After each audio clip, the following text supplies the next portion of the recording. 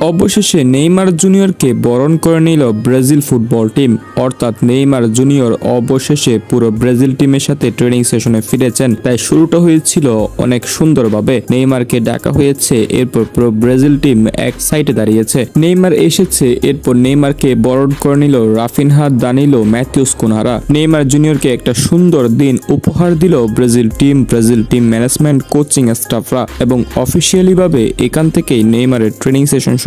অর্থাৎ পুরো ব্রাজিল দলের সাথে এখনই শুরু করেছেন ট্রেনিং সেশন নেইমার জুনিয়র। আপনারা সকলে জানেন স্কোয়াড ঘোষণার পর থেকে আজ অবধি নেইমারকে কতটা পরীক্ষার ধাপ পার করতে হয়েছে।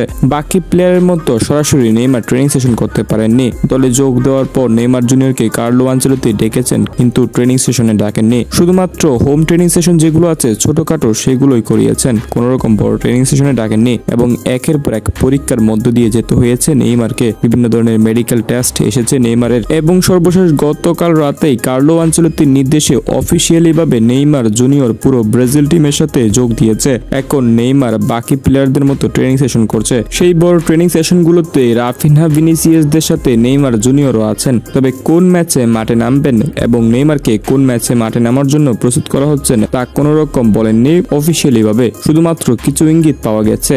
অর্থাৎ নেইমারকে হাইতির বিপক্ষে ম্যাচের জন্য নয়, বরং গ্রুপ পর্বের তৃতীয় ম্যাচ স্কটল্যান্ডের বিপক্ষে ম্যাচের জন্য প্রস্তুত করছে ব্রাজিলের কোচিং স্টাফরা। কিন্তু সেটা কতটুকু বাস্তবায়ন হয় তার জন্য আমাদের শেষ ম্যাচ অবধি অপেক্ষা করতে হবে।